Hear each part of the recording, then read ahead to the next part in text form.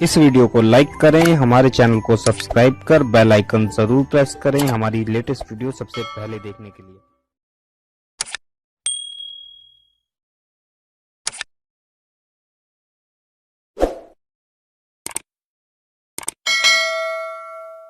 करवा सकते हैं, इसमें कोई हर्ज नहीं है। हुजूर की बारगाह में एक सवाल ये है कि बहुत सारी औरतें हफ्ता भर नमाज नहीं पढ़ती है, लेकिन जब जुम्मा का दिन आता है तभी जुम्मा की नमाज पढ़ती हैं। एक जगह पर ऐसा हुआ कि इमाम साहब ने माइक के ज़रिए से ऐलान करवाया कि औरतें ज़ोहर की नमाज़ पढ़ना चाहिए, जुम्मा की नमाज़ नहीं पढ़नी चाहिए, औरतों के ऊपर जुम्मा और ईदैन की नमाज़ वाजिब नहीं है।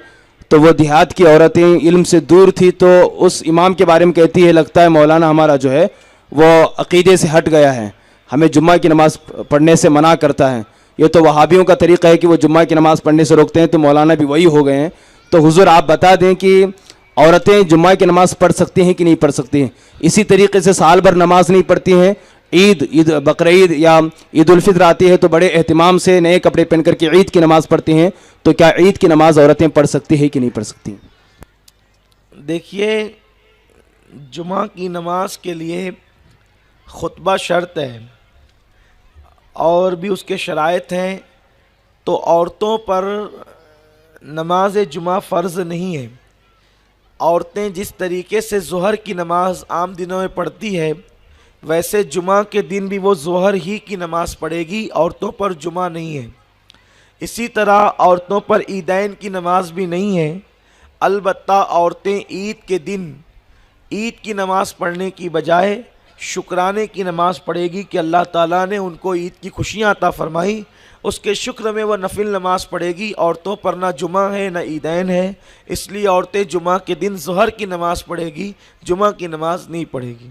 हुजूर की बारगाह में एक सवाल ये है कि यहाँ पर आम तौर पर ये कुछ लोग करते हैं कि जब माँ बहुत ज़्यादा बीमार हो जाती है या दुनिया से उसके रुखसत होने का वक्त बिल्कुल करीब आता है, तो लड़के को बुला करके दूध बख्शवाते हैं, यानी कि दूध का हक़ माफ़ करवाते हैं। हुजूर ये क्या माफ़ करवाने से माँ का हक़ अदा हो जाता है? इसकी कोई असल नहीं है, बस लाइल्मी की बुनियाद पर लोगों ने अपने अपने तौर पर ये सारी चीज़ों को गढ़ लिया है। माँ का हक़ कभी अदा नहीं हो सकता। एक शख्स ने अपनी माँ को कंधे पे बिठाकर 7 हज कराए, और जब वो आया और पूछने लगा अल्लाह के महबूब सल्लल्लाहु अलैहि वसल्लम से कि हुजूर मैंने अपनी माँ को कंधे पे बिठाकर 7 हज कराए और गर्मी इतनी थी कि अगर गोश्त का टुकड़ा रास्ते में डाल दिया जाता तो वो भून कर कबाब हो जाता, क्या मैंने अपनी माँ का हक़ अदा कर दिया? तो आक़ाए करीम सल्लल्लाहु अलैहि वसल्लम ने फरमाया, तेरी पैदाइश के वक्त तेरी माँ को जितने झटके लगे थे, शायद तूने उसे एक झटके का हक़ भी अदा किया हो। तो माँ का हक़ तो कभी अदा ही नहीं हो सकता। इसलिए लोग खामखा लाइल्मी की बुनियाद पर देखा देखी कुछ भी गढ़ लेते हैं, शरीयत में इसकी कोई असल नहीं है। एक बहन ने सवाल किया है कि ये कहा जाता है और हमारे उलमा बयान करते हैं, मैंने अपने मोहल्ले की मस्जिद में इमाम की ज़बानी सुनी कि हर औरत जन्नत में अपने शौहर के साथ रहेगी, लेकिन अगर किसी औरत ने 2 निकाह किए हों तो वो किस शौहर के साथ रहेगी? अच्छा, माशाल्लाह। देखिए, हर बीवी अपने शौहर के साथ रहेगी, लेकिन इस शर्त पर रहेगी कि शौहर जन्नती है तो बीवी भी जन्नती हो। अब वो बीवियाँ खुद ही शौहर को दाढ़ी रखने नहीं देती, तो वो उसका शौहर कैसे जन्नती होगा? वो खुद ही उसको मजबूर करती हैं। तो इसलिए खुद भी नमाज़ पढ़िए, शौहर को भी कहिए वो नमाज़ पढ़े, ताकि आप दोनों जन्नत में एक साथ रहें। लेकिन अब अगर किसी ने एक के बाद एक 2 निकाह किए तो वो किस शौहर के साथ जन्नत में रहेगी? बाज़ उलमा फरमाते हैं कि वो जिस शौहर के निकाह में इंतकाल करेगी उसी शौहर के साथ वो जन्नत में रहेगी। एक बात, लेकिन इससे मजबूत दूसरी बात है, वो ये है कि वो दोनों शौहरों में कि एक शौहर इंतकाल कर गया और दूसरे शौहर से उसने निकाह किया, तब वो दोनों शौहरों में सबसे ज़्यादा मोहब्बत जिससे करती है वो उसी शौहर के साथ जन्नत में रहेगी। सुभान अल्लाह। तो क्योंकि फरमाया गया अलमरअ मअ मन अहब्बा, कि जो जिससे मोहब्बत करेगा वो उसी के साथ रहेगा। تو اب اس کو دونوں شوہر میں جو شوہر زیادہ پیارا ہے وہ اسی کے ساتھ جنت میں رہے گی انشاءاللہ۔ حضور، ایک بہن نے سوال کیا ہے کہ وہ اب تک کے نماز نہیں پڑھتی تھی، لیکن یہاں پر بیانات سننے کے بعد دل کی دنیا میں تھوڑی سی انقلاب پیدا ہوئی ہے، اب وہ نماز پڑھنا چاہتی ہے، لیکن کئی سالوں سے اس کی نمازیں قضا ہوئی ہیں، تو قضا نمازوں کا ہے اور اسے پتہ نہیں کہ اس کی نمازیں کتنی قضا ہوئی ہے، تو وہ کیسا حساب لگائے اور کس طریقے سے وہ پڑھے اور انہیں کس طریقے سے وہ ادا کرے؟ یہ سوال ماشاءاللہ بہت اچھا ہے، جس بہن نے بھیجا اللہ اس کو جزائے خیر عطا فرمائے۔ دیکھیے، اگر نمازیں چھوٹ جائیں تو آپ حج کریں یا عمرہ کریں، آپ نے جو نمازیں چھوڑی ہے حج کی برکت سے نماز چھوڑنے کا گناہ معاف ہوتا ہے، لیکن نماز کبھی معاف نہیں ہوتی۔ نماز کی قضا آپ کو کرنا ہی پڑے گی، اس کو قضائے عمری کہتے ہیں۔ اب قضائے عمری میں یہ بہت غور سے سننے کی بات ہے، آپ کو قضائے عمری ادا کرنا ہے کہ آپ نے کی جتنے سال کی نمازیں چھوٹی ہے آپ کو وہ ادا کرنا ہے۔ تو پہلے آپ اس کا حساب لگائیں کہ آپ نے کب سے نماز پڑھنا شروع کیا، اور اس کے بعد آپ کی نمازیں کتنی چھوٹی، 2 سال کی 5 سال کی چھوٹی، تو وہ سب آپ کو ادا کرنی پڑے گی۔ لیکن آپ کو اندازہ نہیں ہے کہ آپ کی نمازیں کب سے چھوٹی ہے، تو اس میں آپ یہ دیکھیں گے کہ آپ بالغ کب ہوئی، سن بلوغ کو آپ کب پہنچی۔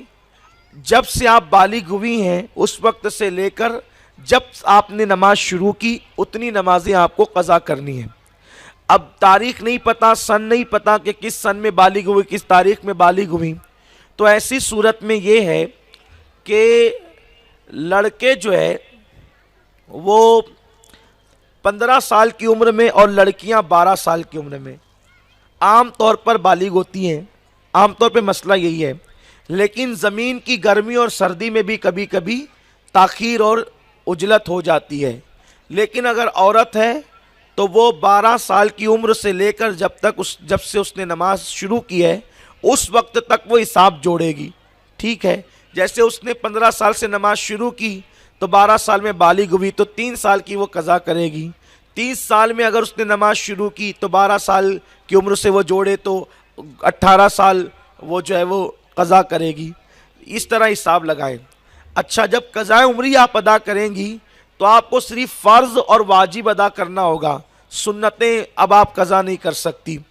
تو اس میں آپ کو اختیار ہے کہ پہلے آپ 15 سال کی مسلسل یا جتنی بھی چھٹی ہے فجر کی فرض فرض فرض فرض سب ادا کر لیں، پھر ظہر ظہر ظہر ظہر سب ادا کر لیں، پھر عصر عصر عصر سب ادا کریں، مغرب مغرب عشاء عشاء، اس طرح پھر عشاء کی فرض اور اس کے بعد واجب وتر، اس طریقے سے آپ ادا کر سکتی ہیں۔ یا بہت آسان طریقہ یہ ہے قضائے عمری کا کہ آپ جو ہیں جس تاریخ سے قضائے عمری شروع کر رہی ہیں اس کو کہیں لکھ لیں، اور آپ کو 3 سال کی قضائے عمری ادا کرنا ہے تو آپ جب فجر پڑھنے لگے تو قضائے عمری والی فجر پڑھ لیں، ظہر پڑھنے لگے تو قضائے عمری والی ظہر پڑھ لیں۔ اس طرح آپ کو ٹائم بھی کم لگے گا، آسان بھی ہوگا، اور جب 3 سال گزریں گے اس طرح تو آپ کی پوری قضائے عمری ادا ہو جائے گی۔ یہ آپ کر سکتے ہیں۔ امام اہل سنت سید اعلیٰ حضرت فرماتے ہیں اگر کسی نے قضائے عمری شروع کیا کہ میں اس کو مکمل ادا کروں گا اور دوسرے دن اس کا انتقال ہو گیا تو انشاءاللہ جتنی قضائیں تھی اللہ تبارک و تعالیٰ اس کے اوپر سے امید ہے کہ اٹھا لے گا، کیونکہ اس نے ادا کرنے کی نیت کی تھی تو نیت کی بنیاد پہ اللہ اس کو اجر عطا فرمائے گا۔ تو اس لیے قضائے عمری ادا کریں، اور اس کے ادا کرنے کا مختصر سا طریقہ سماعت فرمائیں۔ نیت اس طرح کریں، نیت کی میں نے 2 رکعت نماز فرض فجر کی جو مجھ سے سب سے پہلے قضا ہوئی اور میرے ذمے پر جو ہے وہ باقی ہے، اس طریقے سے نیت کریں۔ اور نیت کرنے کے بعد جلدی آپ اس طرح کر سکتی ہیں کہ آپ اگر ثنا پڑھنا چاہیں تو سبحان اللہ، نہیں پڑھنا چاہیں تو آپ سیدھے اعوذ باللہ بسم اللہ پڑھ کے جو ہے وہ قرات کر لیں، سورہ فاتحہ اور سورت ملا لیں، اور جب رکوع میں جائیں تو 3 مرتبہ 5 مرتبہ جو سبحان ربی العظیم پڑھتی ہیں تو وہ 3 مرتبہ 5 مرتبہ کی بجائے 1 مرتبہ بھی آپ سبحان ربی العظیم پڑھ لیں تو کافی ہے۔ اس کے بعد سجدے میں بھی آپ 1 مرتبہ سبحان ربی الاعلیٰ پڑھ لیں تو کافی ہے۔ اسی طرح قعدہ میں بیٹھتے وقت تحیات، درود ابراہیم، دعائے معصورہ آپ پڑھتی ہیں تو اگر آپ جو ہے وہ التحیات پڑھنے کے بعد اللہم صلی علی سیدنا و مولانا محمد و علی آل محمد اگر اتنا پڑھ کر بھی سلام پھیر دیں تو بھی قضاء عمری میں اجازت ہے۔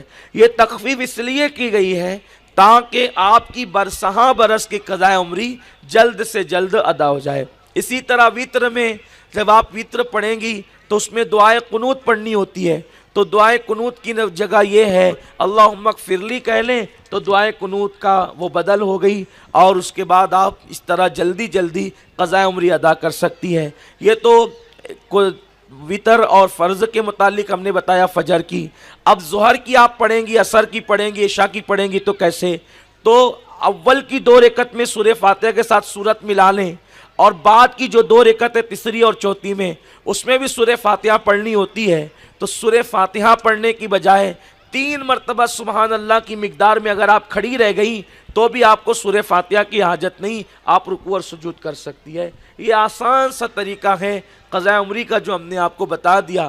اگر آپ کو نہ سمجھ میں آئے تو ہمارے علماء سے آپ مزید فون کر کے تفصیلی معلومات حاصل کر سکتی ہیں۔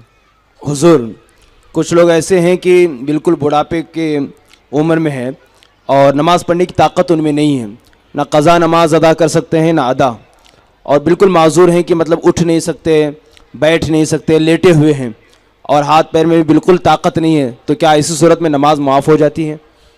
نہیں، ایسی صورت میں بھی نماز معاف نہیں ہے۔ کھڑے ہو کے نہیں پڑھ سکتے تو بیٹھ کے پڑھیں، بیٹھ کے نہیں پڑھ سکتے تو لیٹ کر اشارے سے پڑھیں، لیکن نماز پڑھیں۔ وضو نہیں کر سکتے تو تیمم کر کے پڑھیں۔ جب کھانا کھا رہے ہیں، پانی پی رہے ہیں تو میں تیمم تو کر ہی سکتے ہیں، اشارے سے نماز پڑھ ہی سکتے ہیں، تو ان پہ نماز معاف نہیں ہے، ان کو نماز پڑھنا چاہیے۔ بالکل حضرت، ہاتھ پیر حرکت نہیں کرتے، لیٹے ہوئے ہوں، بس جان باقی ہے، اور بس سن بھی نہیں سکتے، بات بھی نہیں کر سکتے، صرف دیکھ سکتے ہیں، ہوش نہیں ہے۔ ہوش ہے، ہاتھ پیر میں بالکل طاقت نہیں، حرکت نہیں کر سکتے، ہاں، اور دیکھ سکتے ہیں صرف، لیکن جان ابھی باقی ہے۔ دماغ اور عقل کام کر رہی ہے۔ ہاں، تمام چیزیں پہچان رہے ہیں لیکن بات نہیں کر پا رہے ہیں، سن نہیں پا رہے ہیں، ہاتھ پیر میں حرکت نہیں ہے، دیکھتے ہیں اور سمجھتے ہیں بس، اشارہ بھی نہیں کر سکتے، آنکھوں سے اشارہ کرتے ہیں۔ اچھا، تو ایسی صورت میں کیا نماز معاف ہو جاتی ہے؟ ان کو چاہیے کہ وہ دل میں نیت کریں، ارادہ کریں کہ اس حالت سے اللہ مجھے شفا دے گا تو میں یہ نماز ادا کروں گا۔ نماز کے وقت کی، جب نماز کا وقت ہو تو ہر وقت میں وہ نیت کریں کہ یہ اللہ تعالیٰ جو ہے وہ اس حالت سے مجھے شفا دے گا تو اس وقت میں نماز پڑھوں گا۔ تو ان کا یہ نیت کرنا جو ہے وہ انشاءاللہ تبارک و تعالیٰ امید قوی ہے کہ اللہ کی بارگاہ میں ان کو بری کر دے گا، ورنہ جب تک انسان کی عقل باقی ہے، ہوش و حواس باقی ہے، تو اس وقت تک اس پہ نماز فرض ہے۔